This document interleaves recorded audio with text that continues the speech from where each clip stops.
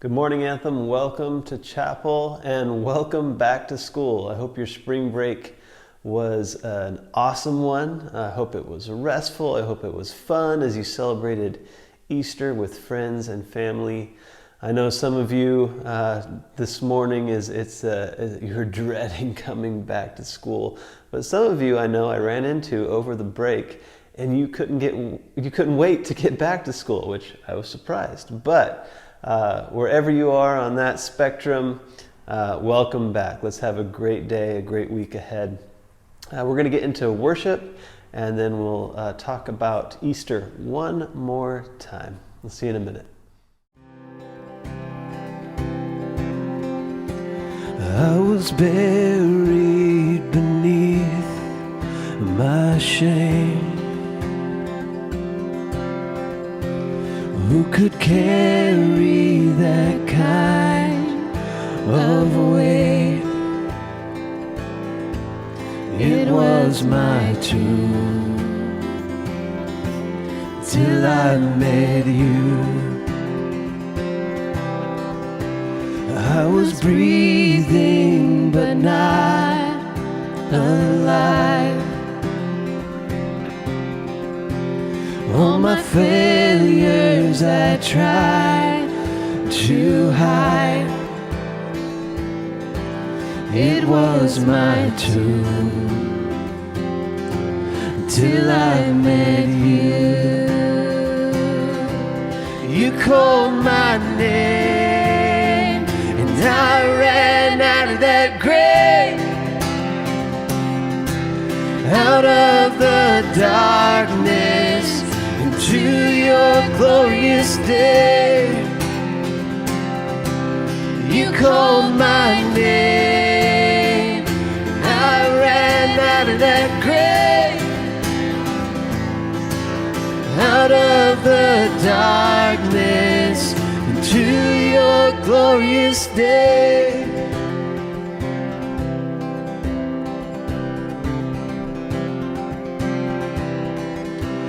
Now your mercy has saved my soul, and now your freedom is all that I know. The old made new, Jesus, when I met you, yeah. You called my name and I ran out of that grave, out of the darkness into your glorious day. You called my name and I ran out of that grave, out of the darkness into your glorious day.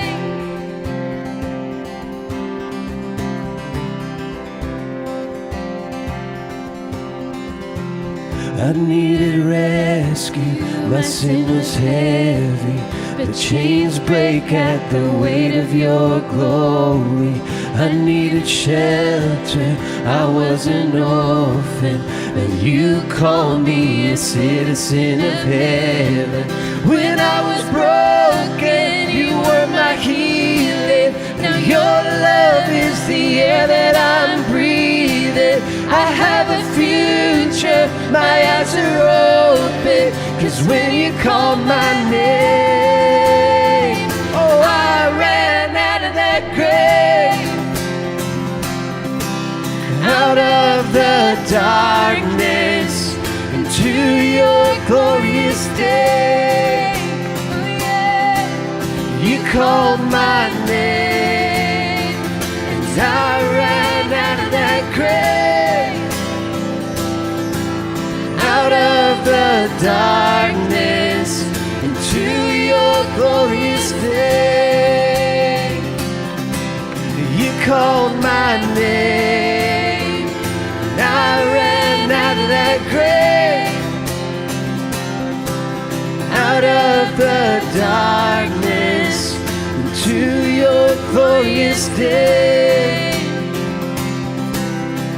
called my name, and I ran out of that grave,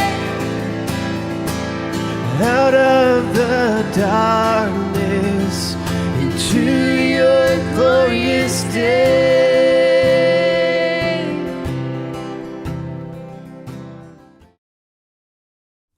Well, I am here at my church, and I'm actually recording this in our lobby in the entryway, and it's the day after Easter. So I'm recording this yesterday, Monday. We're all still off, we're all still resting a little bit before we go back to school.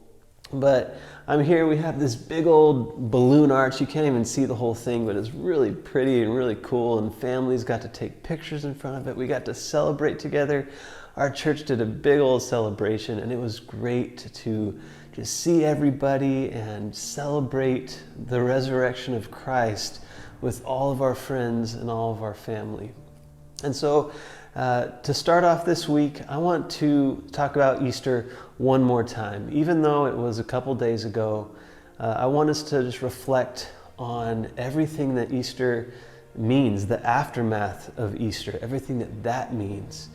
Because when Jesus rose and he ended up going and talking to his followers and hanging out with them a little bit more before he was actually whisked off to heaven and disappeared, right?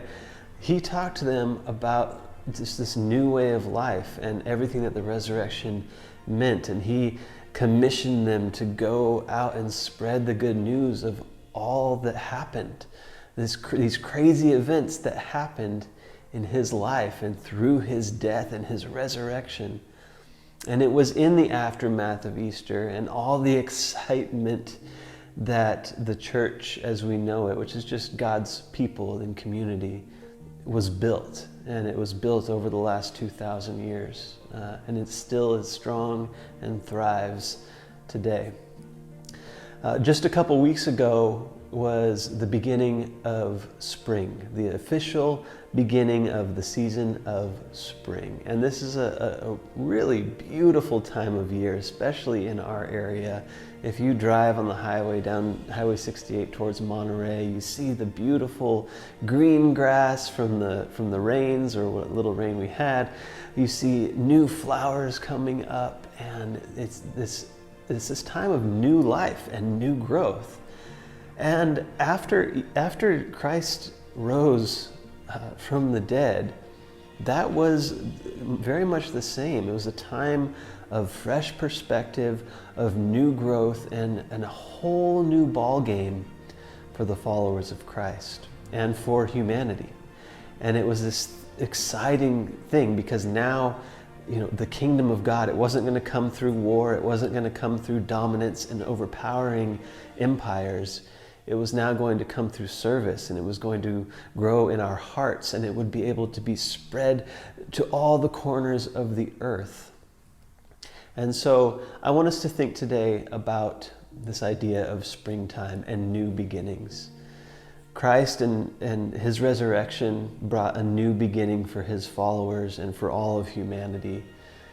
The season we're in now, it brings a new beginning for maybe your mom's garden outside, or maybe it brings just a new feeling of joy and just excitement when you see wildflowers growing on the side of the road. God gives us, each and every one of us individually, new seasons in our lives. There are times where you might be kind of feeling like you're going through a bit of a winter, right? Things maybe are not going well in your life. You feel like everything's going wrong. Situations around you with your friends or your family, they can be discouraging, and you're just like, I don't want to be here. This is not the situation I want to be in.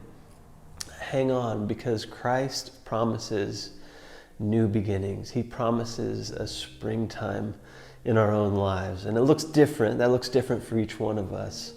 But if we hold on to him and we hold on and press through, we can get to that springtime.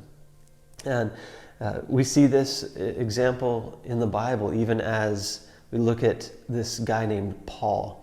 the Apostle Paul. You might have heard of him.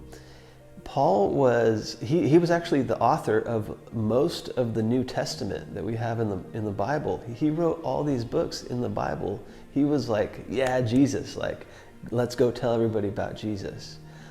But what's interesting, Paul, before he became a Christian, he persecuted Christians. See, Paul was a Jewish leader, and he thought that this whole Christianity thing was a real threat to their way of life.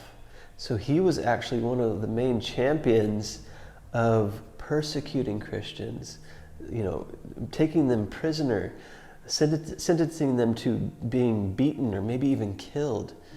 And he was very just anti-Christian.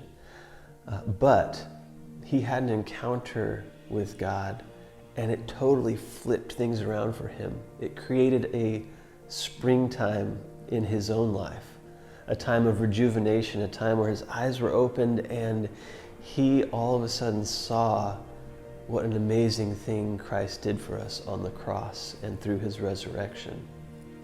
And he would become one of the champions of Christianity. He would write most of the New Testament. He would go travel all over the Mediterranean region and preach about Christ and what he did for each one of us.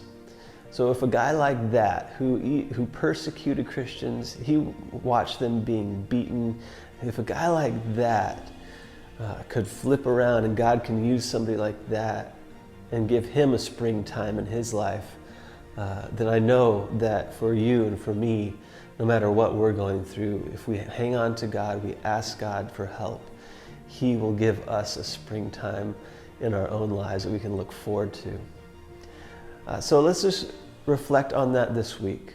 Let's think about where we've been with the Easter story and with Easter Sunday, just this past Sunday, and everything it means for us in our lives. Let's celebrate that. But let's also remember that that story didn't end 2,000 years ago and that's it.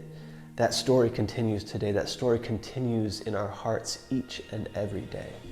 So let's embrace that springtime in our own lives, and let's ask God to give us a new excitement for life, to give us a new joy as we go about each day here at school, as we finish this school year.